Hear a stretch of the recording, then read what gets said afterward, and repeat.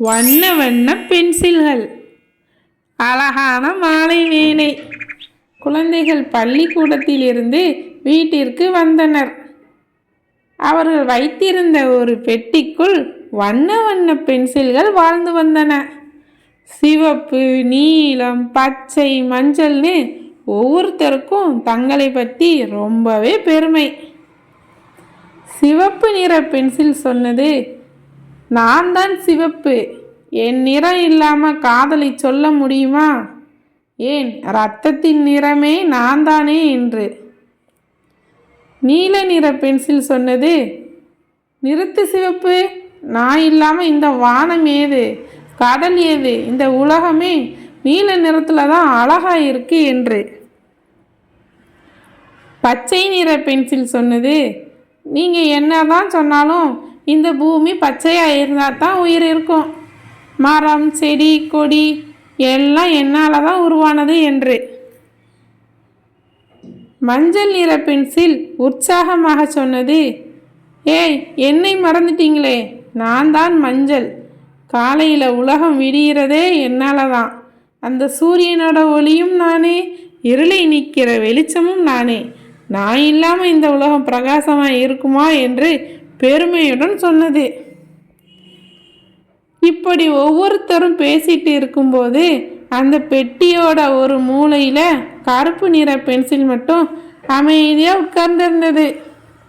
அதை யாருமே கண்டுக்கவே இல்லை. கருப்பு நிற பென்சில் நினைத்தது, எல்லோரும் எவ்வளவு அழகாக இருக்காங்க, என்னால் யாருக்கு என்ன பயன், எனக்குள்ள எந்த வண்ணமும் இல்லையே என்று கவலையுடன் இருந்தது. அப்போது ஒரு சின்ன குழந்தை அந்த பெட்டியை திறந்தது. ஒரு வெள்ளை காகிதத்தில் எல்லா வண்ணங்களையும் வச்சு ஒரு படம் வரைஞ்சது. படம் ரொம்ப கலர்ஃபுல்லாக தான் இருந்தது. ஆனால் ஏதோ ஒன்று குறைஞ்ச மாதிரியே தெரிஞ்சது. அப்போது அந்த குழந்தை கருப்பு பென்சிலை எடுத்து மெதுவாக அந்த ஓவியத்துக்கு அவுட்லைன் கொடுத்தது.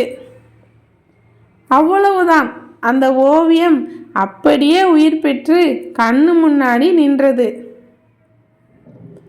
மற்ற பென்சில்கள் எல்லாம் ஆச்சரியத்தில் வாயடிச்சு போயிட்டாங்க. அவங்களுக்கு அப்போதுதான் ஒரு விஷயமே புரிஞ்சது. சிவப்பு பென்சில் சொன்னது, நண்பா எங்களை மன்னிச்சிடு, நாங்கள் என்னதான் வண்ணங்களால் நிறைஞ்சிருந்தாலும் நீ கொடுக்கிற அந்த வடிவம் இல்லாமல் எங்கள் அழகு முழுமை அடையாது என்று. நீல நிற பென்சில் சொன்னது, எங்களை இணைக்கிறதே நீதானே என்று.